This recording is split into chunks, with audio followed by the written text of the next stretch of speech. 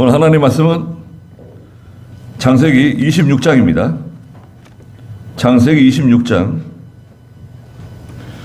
본문은 13절까지인데 5절까지만 보겠습니다. 창세기 26장 1절부터 5절 말씀 보겠습니다. 그 땅에 아브라함 때 들었던 흉년이 이삭 때에도 들어 이삭이 그랄에 있는 블레셋 왕 아비멜렉에게 갔다. 여호와께서 이삭에게 나타나 말씀하셨다. 이집트로 내려가지 말고 내가 네게 지시하는 그 땅에 머물러라. 네가 이 땅에 거주하면 내가 너와 함께하고 네게 복을 주며 내가 이 모든 땅을 너와 네 자손에게 줄 것이다. 또 내가 네 아버지 아브라함에게 맹세한 그 맹세를 이룰 것이다. 내가 네 자손을 하늘의 별들과 같이 많게 하고 네 자손에게 이 모든 땅을 줄 것이니 땅의 모든 민족이 네 자손을 통하여 복을 받을 것이다. 이는 아브라함이 내 목소리를 청종하고 나의 지시와 나의 명령과 나의 규례와 나의 법도를 지켰기 때문이다. 그랬습니다. 예. 오늘 하나님 말씀 주보에는 1절부터 13절 말씀으로 기록했는데요. 사실은 중요한 게 이제 1절부터 5절의 내용이 오늘 말씀의 주제입니다. 1절 그 내용에 보면 하나님께서 이 배경을 설명해 주셨어요. 아브라함 때 들었던 흉년이 아들 이삭 때에도 들었다는 거예요. 아브라함 때 들었던 흉년은 이제 12장 10절에 흉년이 들었거든요. 흉년은 이제 기근이에요. 기근과 함께 찾아오는 흉년입니다. 지금은 비가 많이 와가지고요. 비가 많이 오고 있잖아요. 우리나라도 지금 비가 상당히 많이 오고 있죠. 갑자기 막 쏟아지는 비가 무섭잖아요. 저도 지지난주 산에 있을 때 비가 막 쏟아지는데 와 대단합니다. 한 400mm가 왔다는데 옥천 영동 이쪽으로 충청북도 저 밑쪽이죠. 끝에 네. 비가 그렇게 많이 온 적이 이렇게 없는 것 같은데 뭐 한 10년에 한 번 있을까? 네. 그래요. 제가 산에 기도하러 다닐 때 여름에도 가잖아요. 산에. 그러면 꼭 이 우기 때 겹쳐질 때가 있어요. 비가 뭐 어마어마하게 쏟아집니다. 요번에 같이 김신호 목사님 가셨는데 김신호 목사님 텐트 치고 비 한 방울 들어오지 않고 잘 지내셨어요. 텐트도 잘 치면 비 안 들어옵니다. 그렇게 일주일 보냈는데 비가 많이 오는 것도 참 걱정이에요. 가뭄, 비가 내리지 않는 거는 그것도 무서운 거죠. 비가 내리지 않으면 여러분 큰 문제가 생깁니다. 우리나라도 한번 생각해 보세요. 비가 1년 동안 비가 안 온다고 생각해 보세요. 1년 동안 비가 안 온다. 그러면요, 이거 다 마릅니다. 이거 뭐 경안천 이거 다 마르고, 이 경안천이 팔당 들어가는 물이잖아요. 경안천 다 마르고, 저수지도 좀 바짝바짝 말라갑니다. 2년째 비가 안 온다고 생각해 보세요. 2년 동안 비가 안 온다. 그럼 농사 못 지어요. 논농사, 밭농사. 그리고 2년째 비가 안 오면요, 지하수도 안 나옵니다. 지하수도 이게 댐이나 저수지 같은 데 물이 있기 때문에 이게 지하수가 도는 거거든요. 우리나라에 댐이나 저수지가 하나 몇 개나 있는 것 같아요. 은혜 아버지, 우리나라에 댐이나 저수지가 한 몇 개나 있을까요? 한 많게 한번 생각해 보세요. 얼마나 있을 것 같습니까? 예? 20개요? 댐? 아니죠, 아니죠. 그거 너무 작은 거고, 댐하고 저수지 다 치면 한 6,000개 됩니다. 6,000개. 저수지가 한 5,000개 넘어요. 더 많이. 사실 충청도에 지금 댐을 몇 개 더 건설했어야 되는데, 건설을 못한 거 아니에요? 그건 지난 얘기고. 건설했으면은, 또 저기 호남 지방에도, 그 댐 만들었어야 되는데, 4대강 사업할 때. 그러면 전에 그쪽 부안 쪽으로 해가지고 다 그 물바다 됐었잖아요. 그거 막을 수 있었을 텐데 말이죠.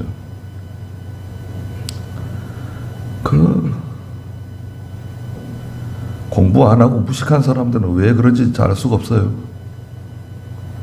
중국이나 일본은 몇천 년 전부터 운하 만들고 다 한 건데, 만들어야 되거든요. 좋잖아요. 그러면 수위 조절도 되고, 여기서 지금 다 보호 만들어가지고 조절하잖아요. 경안천도. 가뭄이 왔는데요. 가뭄이 극심해지니까 위험한 지경에 이른 거예요. 그 12장 10절 한번 읽어볼까요? 아버지 아브라함 때 흉년이 들었는데요. 기근이 왔는데 상황이 어땠는가 한번 보시자고요. 12장 10절. 그 땅에 기근이 있었는데 기근이 심함으로 아브라함이 이집트에 거류하려고 그곳으로 내려갔다. 그가 이집트에 가까이 왔을 때에 자기 아내 사라에게 말하였다. 보시오, 내가 알기에 당신은 용모가 아름다운 여자이요. 네. 아브라함 때 기근이 들어가지고요. 가나안 땅에, 정확히 말하면 헤브론인데요. 아브라함이 살던 곳은 가나안에 있는 헤브론, 남쪽의 헤브론인데 기근이 들었어요. 흉년이 찾아오니까 견디다 못해가지고 이제 아브라함이 이주를 결심하고 이집트로 내려가려고 그랬어요. 이집트는 저 남쪽 저기 나일강이 있는 이집트잖아요. 직선거리는요, 직선으로 가면 이집트까지 신명기 1장에 보면 10하루길이에요. 10하루길. 여러분, 제가 지금 무슨 말씀을 드리는 겁니까? 10하루길 되는 것을 이스라엘 백성들이 40년 동안 삥삥 돌아가지고 가나안 땅에 온 거예요. 40년 광야 생활. 곧장 가면 10하루길이에요. 10하루길을 아무리 천천히 걷고 늦게 출발하고 이래도 한 20일이면 오지 않겠어요? 10하루길? 40년 걸렸어요. 근데 아브라함은 자기 생각했을 때 여기 흉년이니까, 기근이니까 일시적으로 이집트에 내려가서 이 기근이 지나갈 때까지, 흉년이 지나갈 때까지 지내자. 그리고 이집트로 내려갔어요. 남쪽으로 내려간 겁니다. 근데 아들 이삭 때 오늘 26장에서 똑같은 흉년이 기근이 찾아온 거예요. 그러니까 이삭도 아버지와 같이 생각한 거죠. 헤브론에서 그랄로 옮겼어요. 그랄은 헤브론에서 서남쪽으로 한 40km 떨어진 곳이에요. 헤브론에서 그랄로 내려가서 그랄에서 남쪽 이집트로 내려가는 직선 방향, 왕의 도로라고 하는 그 직선 도로가 있어요. 그 길로 이제 신장도 아스팔트 이런 건 아니지만 이집트 쪽으로 내려가려고 이제 마음을 먹은 거예요. 이주하는 거죠. 이주. 가나안 땅을 일시적으로 피해서, 힘들잖아요. 흉년과 기근은 오늘날로 말하자면 경제적인 환란이에요. 경제적인 환란. 먹고 살 게 없는 거예요. 직장을 구할 수가 없어요. 통장의 잔고가 다 떨어지고 지금 큰일 났어요. 카드로 막 돌려막고 있는 거예요. 이거 빨리 어떻게 해결하지 않으면 안 되게 생겼어요. 경제적인 혼란도 성도에게는 힘들 수가 있어요. 신앙생활 하는데. 우리가 뭐 신앙생활 하지만 경제적으로 어려운 가운데 믿음으로 살기가 쉽지 않잖아요. 그렇지 않습니까? 직장에서 월급이 제대로 나오지 않고, 제대로 살기 힘들면 하나님 섬기는 게 쉽지 않아요. 하나님께 물질도 드리고, 12조 생활도 하고, 하나님 감사 생활도 하고, 희생하는 생활을 해야 되는데, 이게 안 되는 거예요. 얼마나 어려워요. 그 이집트로 내려갈 생각을 한 거예요. 이삭도. 아버지도 그랬으니까. 아버지는 이집트에 내려가가지고 자기 와이프 사라를 자기 누이라고 거짓말했다가 망신을 당했죠. 아주 톡톡히 망신당했습니다. 부끄러움 당했어요. 근데 하나님께서 뭐라 그랬어요? 이삭에게. 내려가지 말라는 거예요. 야, 이삭아. 내려가지 말래요. 2절 읽어보시겠어요? 여호와께서 이삭에게 나타나 말씀하셨다. 이집트로 내려가지 말고 내가 네게 지시하는 그 땅에 머물러라. 하나님 말씀은 굉장히 단순합니다. 여러분, 하나님 말씀은 복잡하지 않아요. 단순하고 어떤 경우에는 직관적이에요. 복잡하게 해석할 필요가 없어요. 얼마나 명확합니까? 야, 이삭아, 너 이집트로 내려가지 마. 이집트로 내려가면 안 돼. 그리고 내가 너한테 지시하는 그 땅에 머물러라 그냥. 이 하나의 명령이에요. 이삭이 큰 부자입니다. 거부예요. 어떻게 말하면 아브라함, 이삭 다 큰 거부예요. 그 이삭 계획을 뭐 하루 이틀 세웠겠어요? 이주 계획을?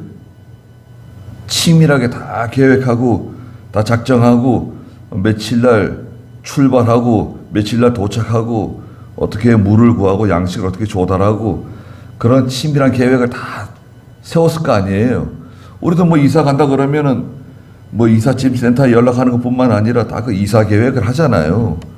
또 이사 가서 그 살 집에 뭐 도배 장판하며 뭐 싱크대며 그 뭐 화장실이며 다 수리하고 그런 계획을 세우는 거 아닙니까? 기본적으로 기본적인 거 있잖아요.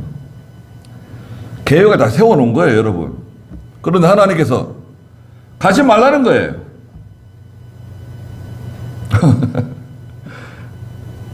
그 하나님께서 이삭을 무시하는 건가요? 하나님 왜 저를 무시합니까? 제가 미리 다 계획 세워놓고 저 하려고 그러는데 왜 하지 말라고 그러시는 거예요? 저 갑니다. 무조건 갑니다. 그래서 하나님께서 뭐라 그러실지 저는 갈 거예요. 그럼 뭐 할 수 없겠지만 하나님 뭐라 그러세요? 이집트로 내려가지 말고 내가 너한테 지시하는 그 땅에 머무르라는 거예요. 가나안 땅에 머무르래. 가나안 땅에 있으라는 거예요. 그냥. 그러면 지금 이 기근은 어떻게 해, 기근? 흉년은 어떻게 하는 거예요? 우리 지금 처자식이 있고 집에 있는 모든 종들, 지금 종들이 상당히 많고, 짐승들이 많은데, 이거 다 지금 물이 없어가지고 죽게 생겼는데, 농사도 안 되고.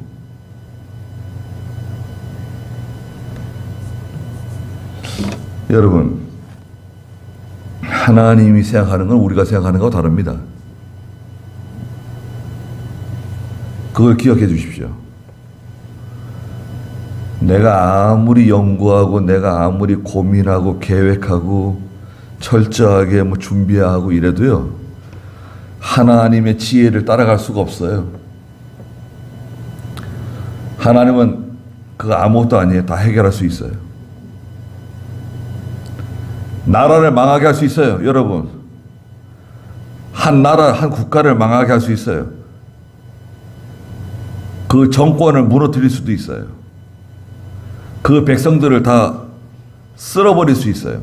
성경에서는 빗자루로 쓸듯이 다 쓸어버리신다는 거예요.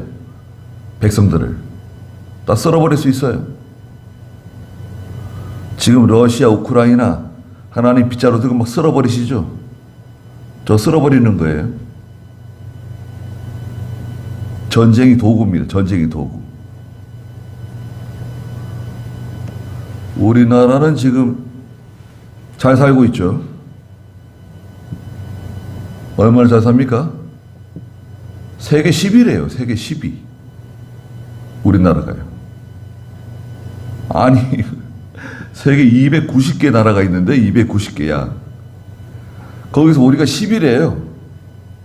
믿겨지세요? 아니 우리가 세계 10위인데 나는 왜 이렇게 가난하게 살지? 그런 생각 안 드세요? 아니 나는 왜 돈이 없지? 세계 10위. 우리는 잘 모르는데요. 다른 나라 사람들은 다 우리나라를 부러워해요. 한국 사람 되게 좋아하고 말이죠. 한국 사람이 오면 다 이렇게 웃고 말이죠. 한국에서 왔냐고 다 반겨주고 그런답니다 지금. 저도 뭐 해외 나가본 지가 좀 되는데 예, 몽골만 가도요 한국 사람 알아주죠. 네. 몽골 사람이 한국 사람 얼마나 좋아합니까? 근데 우리가 좀 지나면요 2050년 얘기하는데 2050년까지 가지 않을 것 같아요. 지금 2024년이잖아요 여러분. 아론 지금 2024년이죠. 2050년이 되면요 대한민국이 세계 2등 된대요. 세계 2등. 우리가 말하는 거 아니에요. 한국 사람들은요 오히려 우리를 자꾸 낮춰요. 우리는 잘 못 산다. 우리는 부족하다. 우리는 약하다. 기름도 안 나오고 뭐 우리는 약점이 많잖아요. 자원도 많지 않고 재활용 열심히 해야 되고 뭐 그런 거 있잖아요. 우리는 그런 거 있잖아요. 2050년이 되면 우리나라가 세계 2위가 된대요. 미국 다음이래요. 우리가 현재 국민소득이 33,000불쯤 되는데요. 2050년 되면은 우리나라 국민소득이 1인당 8만 불이 된대요. 8만 불. 세계 2위가 된대요. 이게 한 번 연구한 게 아니에요. 유명한 금융기관에서 여러 차례 프로그램을 돌렸는데 그때마다 한국이 2위로 나온대요. 그래서 이건 틀림없이 2위 된다는 거예요. 전쟁만 일어나지 않으면. 전쟁만 일어나지 않는다면 단서가 붙어 있어요. 세계 2위 되면 여러분 좋으실 것 같으세요? 세계 2위 8만 불 되면 여러분 굉장히 잘 사는 겁니다. 8만 불 되면. 근데 걱정거리가 있어요. 왜 걱정을 하십니까? 교회 안 나와요. 8만 불 되면 주일날 교회 나오기가 쉽지 않아요. 주일을 강조하고 하나님 말씀 지키라고 순종을 강조하고 믿음으로 살려고 이렇게 강조하지 않고 하나님 말씀 가르치지 않는 교회는 교인들이 교회 안 와요. 금요일 날쯤 되면 보통 다 나가요. 요트로 나가고 별장으로 나가고 캠핑카 카라반 끌고 다 나가고 다 집에 없어요. 목요일 오후부터 나가는 거예요. 목요일 오후. 이제 목요일 오후에 나가요. 목요일 오후, 금요일, 토요일, 주일 보내고 주일 저녁에 집에 오는 거예요. 교회는 어떻게 와요? 예배당 어떻게 옵니까? 저 섬에 가 있는데 지금 외국에 지금 나가 있는데 저 싱가포르에 가 있고 홍콩에 가 있고 일본에 가 있고 저 중국에서 지금 돌아다니고 있는데 어떻게 예배당에 와요?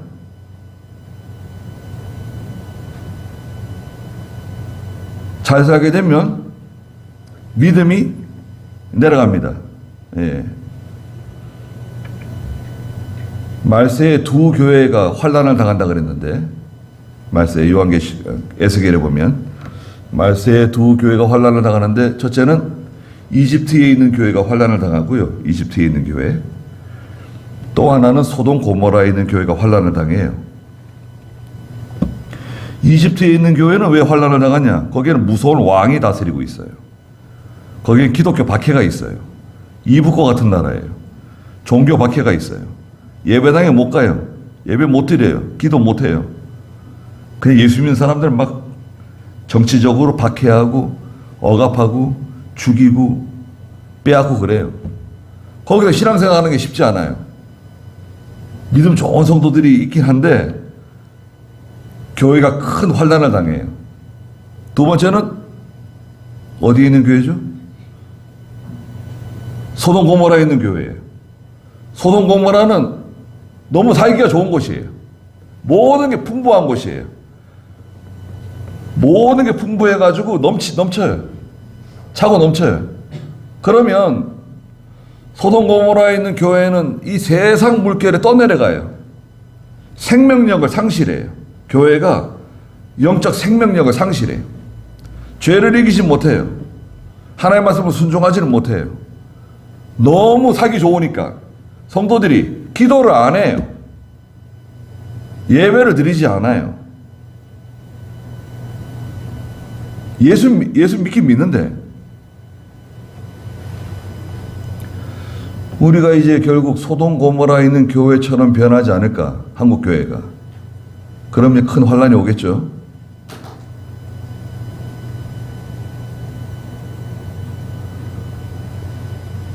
조심해야 됩니다. 자, 하나님께서 이삭에게 하신 말씀이 뭐예요? 야, 이삭아, 이집트로 내려가지 말고 너 먹고 사는 문제 때문에 걱정하지 마라. 뭐 무엇을 먹을까, 무엇을 마실까, 무슨 옷을 입을까, 어떻게 하면 뭐 아파트를 얻고 뭐 집을 얻고 어떻게 하면은 뭐 장사를 잘하고 가게를 하고 사업을 하고 뭘 직장을 얻고, 그것 때문에 이집트로 내려가지 말라는 거예요. 이집트로 내려가지 말고 내가 너한테 지시하는 그 땅에 머무르라는 거예요. 이 땅은 어떤 땅입니까? 가나안 땅은 하나님의 약속이 있는 땅이죠. 하나님이 약속하신 땅이에요. 자, 너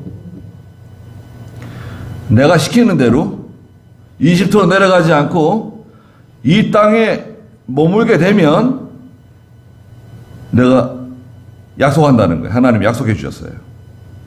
첫 번째가 뭔가요? 3절 읽어보세요. 내가 이 땅에 거주하며 내가 너와 함께하고 내게 복을 주며 내가 이 모든 땅을 너와 네 자손에게 줄 것이다.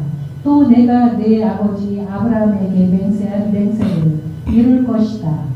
내가 네 자손을 하늘의 별들과 같이 많게 하고 네 자손에게 이 모든 땅을 줄 것이니 땅의 모든 민족이 네 자손을 통하여 복을 받을 것이다. 네, 여러분 3절과 4절 단 2절에 어마어마한 내용들이 다 들어있습니다.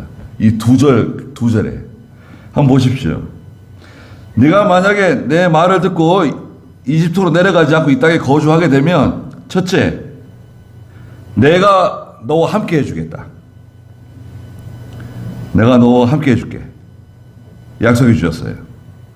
이 약속은 이제 뒤에 28장 15절에 가면 하나님께서 이삭의 아들 야곱에게 똑같이 약속해 주세요. 내가 너와 함께 해주겠다. 28장 15절 한번 읽어보시겠어요? 보아라, 내가 너와 함께 있어서 네가 어디로 가든지 너를 지켜주겠고. 네, 이삭의 아들 야곱에게 하나님께서 야곱아, 내가 너와 함께 있어 주겠다. 여러분, 하나님이 함께하는 사람 무서운 사람 아닙니까? 하나님께서 나와 함께 해주신다. 걱정이 없어요, 그 사람은. 두 번째는 뭐냐? 내가 너한테 복을 주겠다. 복을 주신다는 거예요, 하나님께서. 내가 너한테 복을 주겠다. 함께 해주시고 복 주시고, 세 번째, 내가 이 모든 땅을 너와 네 자손에게 주겠다는 거예요.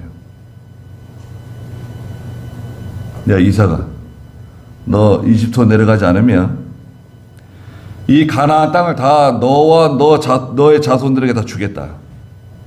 이것은 이제 창세기 13장 15절에 약속하신 말씀에 이어지는 말씀이에요. 창세기 13장 15절, 아브라함에게 약속하신 말씀인데요. 내가 보는 모든 땅을 내가 너와 내 후손에게 영원히 줄 것이다. 네, 아브라함에게, 야, 이 가나안 땅을 바라봐라. 그리고 종과 횡으로 걸어라. 네가 발바닥으로 밟는 땅을 다 너와 네 자손에게 주겠다 그랬어요. 믿음으로 행하는 모든 것을 다 주시겠다는 거예요. 종과 횡으로 걷는다고 하는 것은 네가 믿음으로 하는 모든 일에 내가 복을 주고 그걸 다 주겠다는 거예요. 여러분 기억하십시오. 지금 여러분 눈치채셨는지 모르겠는데 지금 이 하나님께서 이삭에게 약속하시는 이 약속은 오늘 저와 여러분들이 약속해 주시는 거예요. 자, 첫째가 뭐죠? 이집트로 내려가지 말라는 거예요. 세상으로 내려가지 말라는 거예요. 믿음 떠나지 말라는 거예요. 그리고 내가 너한테 지시하는 이 땅에 머무르라는 거예요. 이 땅은 어디냐? 이 땅. 이 가나안 땅, 젖과 꿀이 흐르는 땅, 약속의 땅. 내가 은혜 받는 곳이에요. 내 영이 사는 곳. 내가 은혜 받고 사는 곳. 내 영이 사는 곳. 거기 떠나면 안 된다는 거예요. 그러면 내가 너와 함께 해주고 너에게 복을 주고 이 모든 땅을 너와 내 자손에게 준다. 하나님은 주신다는 거예요. 이 땅을 너와 내 자손에게 주겠다. 그 다음에 네 번째, 또 내가 내 아버지 아브라함에게 맹세한 맹세를 이룰 것이다. 아브라함에게 한 맹세가 있습니다. 성경에. 이 맹세는 창세기 22장 16절부터 18절인데요. 22장 16절부터 18절 읽어보시겠어요? 말하기를 여호와의 말씀이다. 내가 내 스스로 맹세한다. 내가 이 일을 행하여 내 아들 곧 내 외아들을 아끼지 않으니. 그 22장에서는 아브라함이 이삭을 산에 데리고 올라가 가지고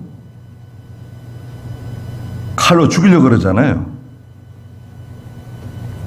그 사건이 있은 후에 하신 말씀이에요.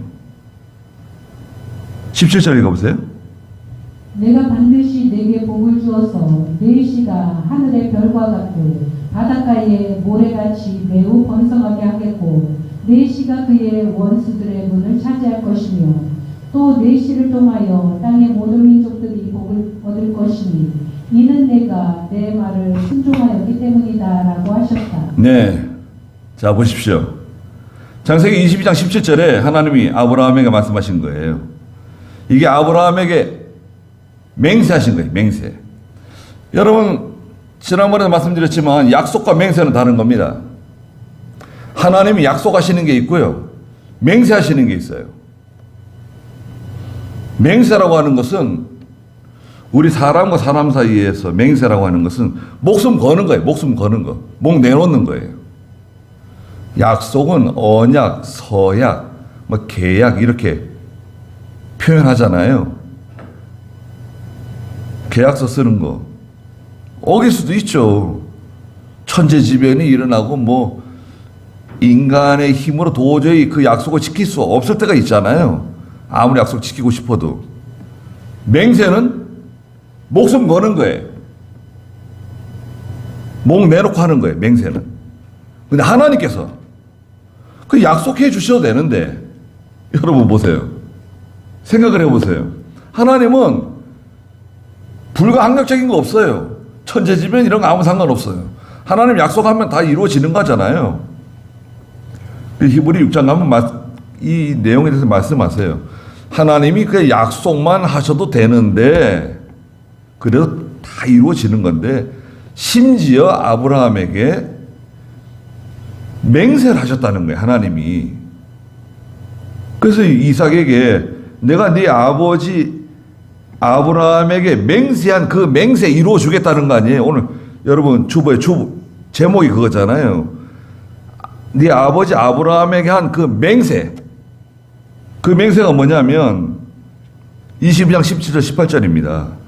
내가 반드시 내게 복을 주어가지고 내 씨가 하늘의 별과 같고 바다의 모래와 같이 매우 번성하게 해주겠다. 내 씨가 그 원수들의 문을 차지할 것이고 내 씨를 통하여 땅의 모든 민족들이 복을 받을 것이다. 이는 네가 내 말을 순종하였기 때문이다 라고 하셨다 그랬어요. 이 맹세입니다. 이 맹세를 내가 네 아버지 아브라함에게 맹세한 그 맹세를 이루어 주겠다고 이삭에게 약속해 주셨어요. 단서는 뭐죠? 단서? 이집트로 내려가지 말라는 거예요. 이집트로 내려가지 말고 내가 지시하는 그곳에 머무르라는 거예요.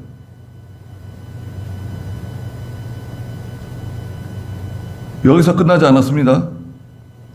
다섯 번째 4절에 내가 내 자손을 하늘의 별들과 같이 많게 하고 자손이 많아지게 해주겠다는 거예요. 창세기 15장 5절에 있는 말씀의 연장선인데요. 아브라함에게 나와서 하늘의 무별을 봐라. 내가 내 자손을 이와 같이 많게 해주겠다. 이것은 장차 메시아 되신 그리스도를 통하여 구원받는 사람이 많아질 것을 말씀하신 거예요. 자손들이 하늘의 별과 같이 많아진다는 거예요. 여러분, 자손이 없으면요, 뭐 자녀들이 많으면 바람 잘 날이 없다고 그러는데 자손이 없으면 어떻습니까? 부모가 병들어가지고 병원에 입원해 있다고 생각해 보세요. 부모가 다 늙어져가지고 병들어서 요양원에 있고 뭐 병원에 입원해 있고 근데 자손이 없어요. 그 옆에 있는 사람들은 뭐 아들이 찾아오고 또 딸이 찾아오고 뭐 손자가 찾아오고 뭐 문병으로 오고 뭐 간병으로 오고 그러는데 난 아무도 없어요. 그럼 어떻게 되죠? 그거 참 쓸쓸합니다. 그건 뭐 그렇다 칠 수 있는데 또 세상 떠나보세요. 장례식장에 아무도 오는 사람이 없어요. 자손이 없으면 그럴 수도 있죠.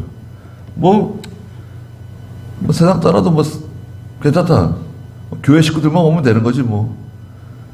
그래도 괜찮아요. 그런데 하나님께서 자손 얻을 수 있는데 자손 주시면 받아야 되지 않겠어요? 네. 우리 예수 믿는 사람들 자녀들 많이 낳아야 됩니다. 네. 먹고 살 거 걱정하지 마시고 자녀들을 낳을 수 있으면 많이 낳으셔야 돼요. 네. 자녀 셋을 낳으면 어떻고 넷을 낳으면 다섯을 낳으면 어때요?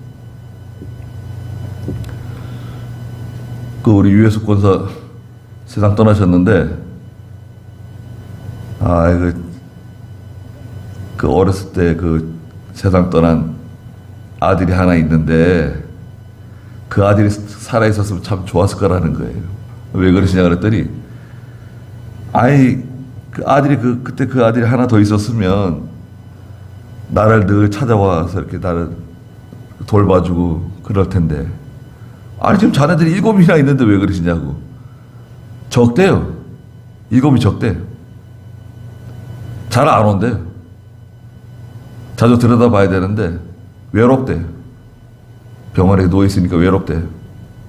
하나 더 있었어야 했는데 그러면 일찍 죽어가지고 너무 참 아쉽다고 그러더라고요.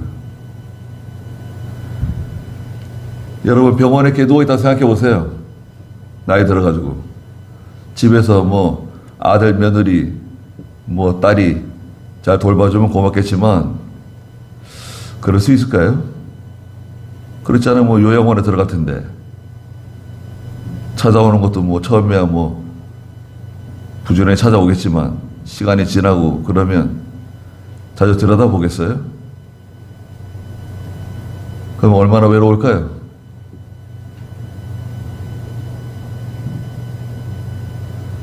그런데 이삭에게 하나님 약속하신 게 뭐예요? 네 자손이 하늘의 별들과 같이 바다의 모래와 같이 약속하셨죠? 내가 네 자손을 하늘의 별들과 같이 많게 하고 보고 주겠다는 거예요. 그 다음에 여섯 번째는 뭔가요? 네 자손에게 이 모든 땅을 다 주겠다. 네 자손들에게, 믿음의 자손들에게 이 땅을 주겠다는 거예요. 네 자손이라고 하는 것은 그리스도를 통하여 구원받는 성도들을 말해요. 신약 시대에는 예수 믿는 성도들이에요. 믿음으로 사는 성도들에게 이 세상에 있는 거 다 주신다는 거예요, 여러분. 믿음으로 사는 성도들에게 하나님께서 이 세상에 있는 거 다 주신다는 거예요. 이 세상에 있는 거 다 누구 겁니까? 여러분, 원초적인 질문이네요. 이 세상에 있는 은행들, 은행이 많잖아요. 다 누구 거예요? 은행 주인이 누구예요?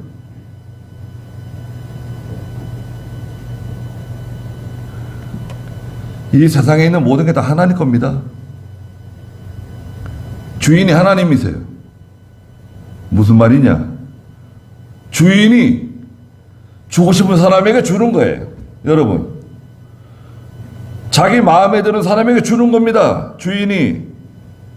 하나님이 하나님 마음에 드는 사람, 하나님을 기쁘시게 하는 사람에게 주신다는 거예요. 전도서 2장 마지막 절에 하나님께서 말씀하시잖아요.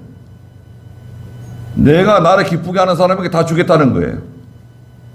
은행도 주고, 집도 주고, 땅도 주고, 건물도 주고, 빌딩도 주고, 하나님이 주신대요. 그러셨죠? 전도서 2장 마지막 절. 하나님을 기쁘게 하는 사람에게는 하나님께서 지혜와 지식과 기쁨을 주시지만 주인에게는 쌓고 모으는 수고를 하게 하셔서 그가 모은 것을 하나님을 기쁘게 하는 사람에게 주게 하시니. 세상 사람들은요, 죄인들인데 일평생 쌓고 모으는 수고를 한다는 거예요. 일평생 그렇게 열심히 일하면서 아침부터 저녁까지 나가서 쌓고 모으는 수고를 하는데 자기는 못 써요. 그거 참 이상하죠? 여러분, 뭐 대기업의 뭐 총수가 뭐 수십조 수백조를 가지고 있다. 그걸 써요? 못 써요. 근데 하나님을 기쁘시게 하는 사람에게 주신다는 거예요. 왜? 하나님을 기쁘시게 하는 사람은 잘 쓰거든요. 물질을 잘 써요. 낭비하는 게 아니라 하나님이 기뻐하는 일에 잘 씁니다. 물질을. 물질이 이렇게 꽉 잡고 있다고 해서 물질이 빠져나가지 않는 게 아니에요. 여러분, 물질을 뭐 몇억 뭐 몇십억 손으로 확 이렇게 쥐고 있다 그래가지고 그 물질이 내 손아귀에 있는 게 아니에요. 다 빠져나가요. 도둑이 멀리 있는 게 아닙니다. 강도가 멀리 있는 게 아니에요. 내 집안에 있는 사람들이 강도고 도둑이 될 거라 그랬어요. 이걸 붙잡지 마시고, 여러분, 물질을 붙잡지 마시고 믿는 일에 잘 사용하세요. 믿는 일에 관심을 가지세요. 하나님의 교회에. 여기저기다 뭐 쑤쳐놓고 그러지 마세요. 뭐 유산 물려주겠다고 괜히 식구들 싸움 나게 하지 마시고 하나님이 주신 거 하나님께 바치는 게 제일 좋아요. 그리고 여러분들이 잘 돼야 돼요. 여러분들이 하나님께 복을 받으셔야 돼요. 그렇지 않습니까? 여러분들이 하는 일이 다 잘 되고 여러분들이 장사도 잘 되고 사업도 잘 되고 하는 게 다 잘 돼야 돼. 하나님께 복을 주셔가지고 이삭에게 하시는 말씀이 그거잖아요.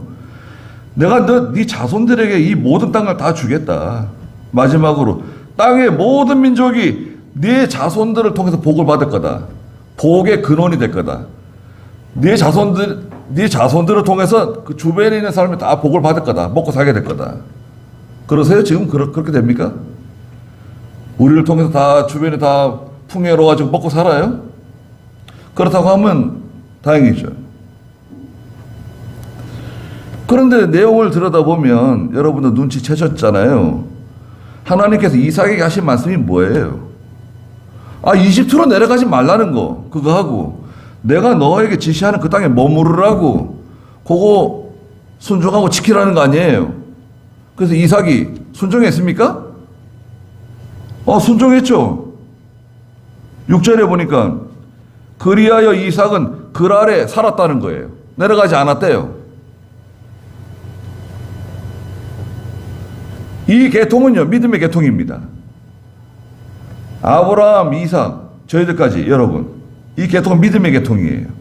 5절 이는 아브라함이 네 아버지 아브라함이 내 목소리 청종하고 나의 지시와 나의 명령과 나의 규례와 나의 법도를 지켰지 않냐? 너도 그 길로 가라 이거예요. 엉뚱한 생각하지 말고 왜 이집트로 내려가려고 그러는 거야? 가지 마. 흉년이 있으면 어때서 그래? 기근이 있으면 어때서 그래? 가만히 있어. 거기 있어 그냥. 내가 아브라함에게 약속했잖아. 너한테 약속한다. 아브라함이 그 어려운 가운데서도 믿음 지킨 것처럼 내 목소리 청종하고 나의 지시와 나의 명령과 나의 규례와 나의 법도를 지켰잖아. 너도 지키라는 거예요. 그래서 이삭이 거기 딱 머물렀어요. 그랄까지 저 헤브론에서 그랄까지 이동하고 더 이상 이동 안 했어요. 딱 거기 가나안 땅하고 블레셋 경계에 딱 머물렀어요.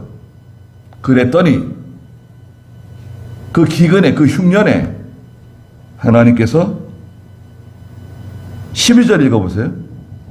이삭이 그 땅에 파종하여 그 해에 100배를 수확하였으며 여호와께서 그에게 복을 주셨으므로. 자, 이삭이 그 해 그 땅에 파종했대요. 파종했더니 그 해 100배를 수확했다.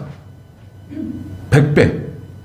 아니 뭐 이거는 뭐 그냥 과장해서 하시는 말씀인 것 같다. 아니 과장 아니에요.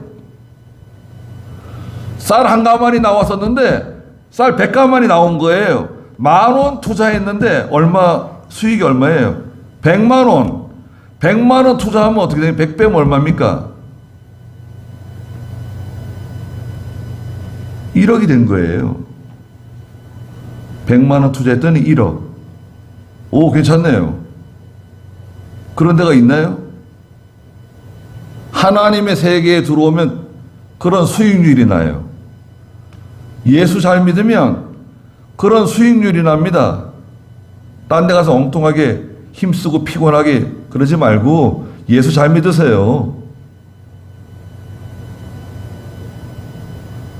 세상 사람들처럼 하는 거 아니에요. 예수 믿는 사람들은. 여러분 친구들처럼 여러분 동료들처럼 세상 살아가는 게 아닙니다. 저희들은 방식이 달라요. 세계가 달라요. 세상 살아가고 세상에서 잘 되는 방식이 달라요. 복잡하지 않습니다. 하나님이 저와 여러분들에게 명령하시는 복잡한 거 아니에요. 집에 가서 창세기 26장 말씀을 다시 한번 읽어보십시오.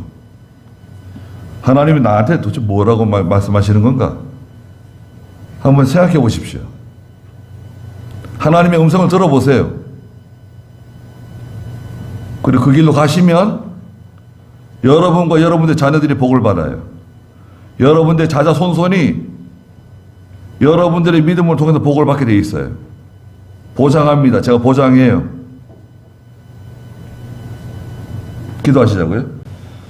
우리 주 예수 그리스도의 크신 은혜와 하나님 아버지의 무한하신 사랑하심과 성령의 감화하시고 감동하시는 은혜의 역사가 이 자리에 함께하는 모든 사랑하는 성도들과 믿음의 가정들과 믿음의 자녀들에게 항상 계시기를 축원하옵나이다. 아멘.